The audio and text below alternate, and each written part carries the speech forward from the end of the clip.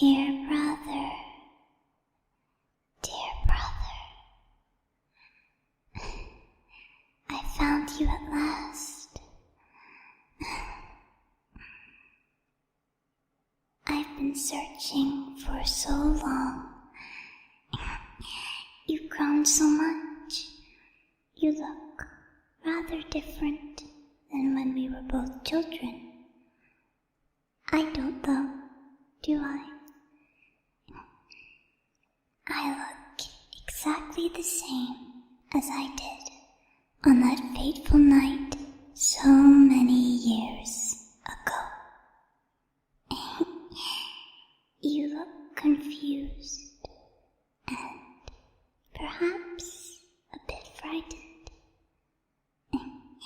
Understandably so.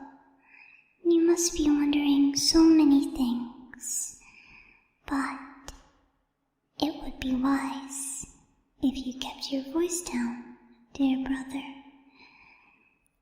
Your wife is in the next room, is she not? With your newborn child. How sweet. You have made quite the picture-perfect family for yourself, dear brother. Our family was picture-perfect once, wasn't it? Mother and father, wealthy as could be.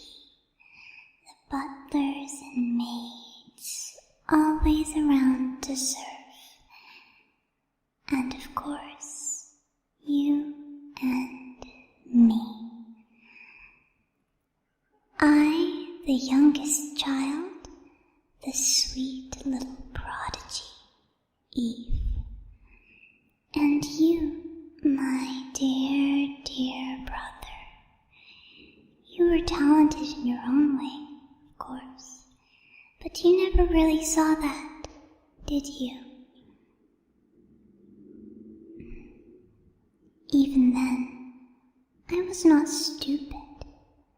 I could see that mother and father always paid more attention to me than they did to you.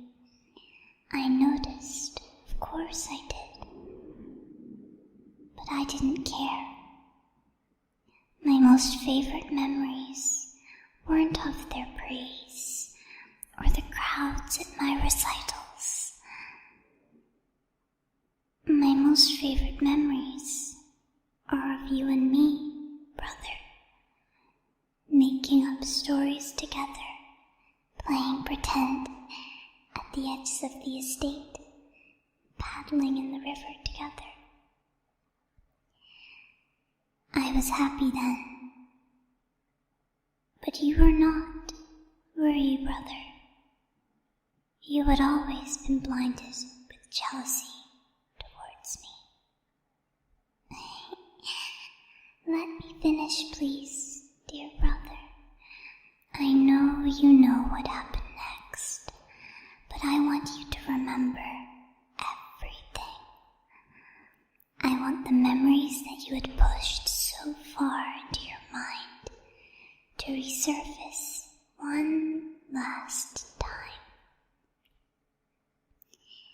It was no mistake that I came to visit you on this night in particular, dear brother.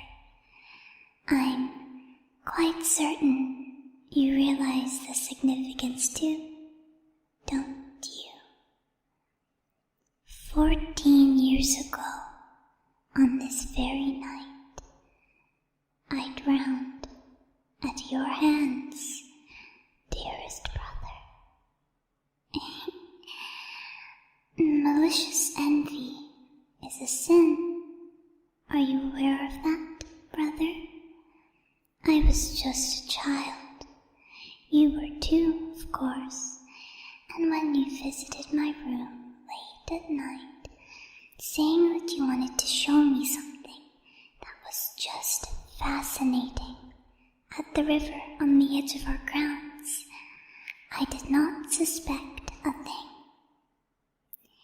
Even after you pushed me into the ice-cold waters, which looked like a hellish abyss under the moonlight, All I felt was confusion. In my last moments, my lungs filling up with stinging, freezing water, I felt one final emotion. Fury. Do you regret it, dear brother? Are you saying that because you truly feel regret, or because you are afraid? It matters not to me, no, not one little bit. I did not come here for an apology, no. In fact, I don't want to hear you apologize. After what you did, that would be revoltingly pathetic. That one push into the river changed everything, didn't it? You passed it off as an accident, of course, but you still did not get the recognition you wanted from Mother and Father, did you?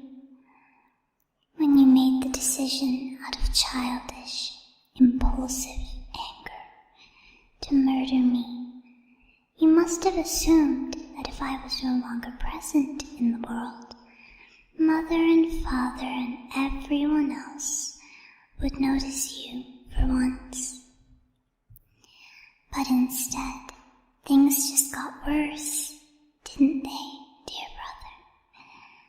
brother? After my death, Mother and Father started to fade away, didn't they? They paid no attention to anything, really, not even you. Then just 2 years after, our dear father chose to off himself, and things just kept getting worse. The mansion we grew up in started to have a reputation of being cursed, a reputation which only grew after our mother disappeared just days after your 19th birthday, leaving behind everything, including the family fortune. She still has not been found, has she? And to think, it's all your fault. It hurts to hear, right? I'm glad. I suppose you made the right call to move out of the mansion. What with the heavy aura of the place, and the location so deep in the woods, it wasn't at all practical, was it? I highly doubt anyone will want to move there after all those mysterious deaths and disappearances surrounding it. But even after the countless tragedies, you still chose to try and move on and start your own business. Everyone was so very impressed, weren't they? They thought that you were ever so brave to keep carrying on. You know, I doubt that they would think that if they knew that you were the catalyst of it all. But here you are, an adult now, with a lovely wife and a newborn daughter. Amelia is the child's name, correct? I'm a tad offended you didn't name her after me. But I suppose you didn't want to be reminded of your biggest mistake every time you looked at your own child. Finally starting to speak up, No, you're not imagining this. I am not a hallucination caused by regret. I truly am here. I came straight to visit you, dear brother. I should hope you feel flattered. After all, I gave up eternal paradise just to visit you here tonight. When I died, I was visited by a beautiful angel. They said that I could go to heaven and live forever in the cool embrace of paradise, on the condition that I come to terms with what had happened to me, on the condition that I forgive. What absolute nonsense! How could I ever forgive a traitor? There is truly nothing more despicable than somebody who betrays another, and a family member, no less. Betrayal is a sin, and sinners get punished, dear brother. Do you know how? You go down, down, down, down, down to the deepest circle of hell, where the traitors lay in eternal suffering. Hey, brother, do you know what the punishment for traitors in the ninth circle of hell is? You get frozen in icy water. Isn't that ironic? First I froze in ice cold water, and now you will too, for eternity. It's not that bad though, brother. You will be in Cana, the section for traitors to kindred. You will be encased in the icy water, but at the very least, your head and neck will be above it. Do you know why it's called Cana? It's named after Cain, of course. Silly, silly brother. You never did pay attention to biblical studies. When I read it, I was a bit young to truly understand. But I remember thinking, what sort of an awful brother would do that? Because, you know, I just can't stand traitors. It truly is unfortunate, isn't it, dear brother? But at least I will finally be at peace once I know that you're receiving your eternal punishment. Although I too will be receiving eternal punishment. Well, it's only natural. A person who forsakes heaven solely to take vengeance upon another can go nowhere but the fifth circle, can they? The fifth circle that holds the wrathful. And isn't it interesting, brother? I don't mind even a little bit that I am a sinner now. Or rather, going to become one very, very soon. You must have figured it out by now. You are not stupid, dearest brother. Impulsive, at least as a child you were, and emotional, but never stupid. I'm going to kill you, and we can descend to our eternal punishments together. Please do not be afraid, dear brother. Surely some part of you, deep down, realized that there was no way you could escape the ramifications of what you did forever. And you do regret it. I can feel that. But it no longer matters how you feel. This must be done. I'm so looking forward to it.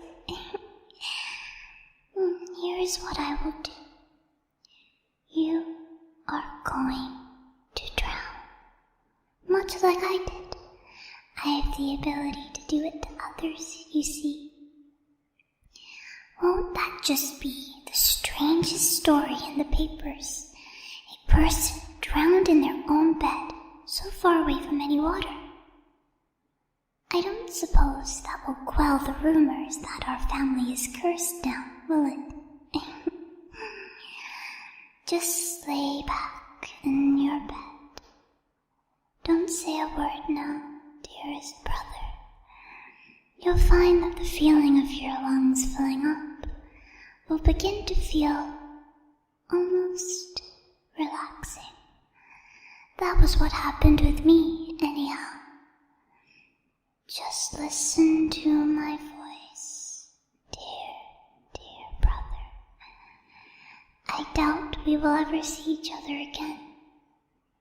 But just know that with this, you have helped me achieve a happiness I would never have thought possible.